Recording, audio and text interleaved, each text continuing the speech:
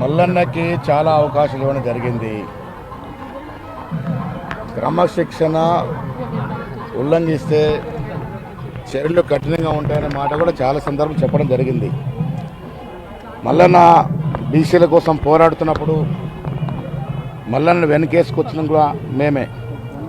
కానీ ఎప్పుడైతే బీసీ కులగణన సర్వే జరిగిందో ప్రభుత్వం దీన్ని ప్రతిష్టాత్మకంగా చాలా సూక్ష్మకంగా శాస్త్రీయ పద్ధతిగా చేసినప్పటికీ కూడా మల్లన్న కాగితాలని చించడమే కాకుండా ఆయన మాట్లాడిన తీరు పైన ఏఐసిసి చాలా తీవ్రంగా పరిగణించింది. ఆ అంశాన్ని మేము ఏఐసిసికి వదిలేయడం జరిగింది. ఇవాళ ఏఐసిసి ఆదేశాల మేరకు ఈ చర్యలు తీసుకోవడం జరిగింది. భవిష్యత్తులో పార్టీ లైన్ దాటే వాళ్ళకి ఇది ఒక హెచ్చరికనా? ఎవరైనా ఎంత పెద్దవాడైనా ఎంత చిన్నవాడైనా పార్టీయే సుప్రీం. పార్టీ లైన్ దాటితే తప్పకుండా క్రమశిక్షణ చర్యలు ఉంటాయి. పార్టీ నియమావళి పార్టీ లైన్లో ప్రతి ఒక్కరు ఉండాల్సిందే. అది అందరికీ వర్తిస్తుంది.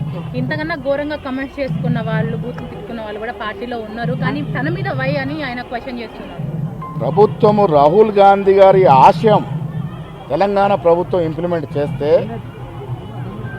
నేను ఆ భాష వాడిన కానీ ఆయన వాడిన భాష ఆ కాయిదాలను చింపేసి తీరు పట్ల ఏఐసిసి చాలా తీవ్రంగా పరిగణించారు. సస్పెన్షన్ల విషయంలో ఓసీ సామాజిక వర్గానికి సంబంధించిన నేతలు కులము మతము పార్టీ క్రమశిక్షణ ముందు కులము మతము పనిచేయదు.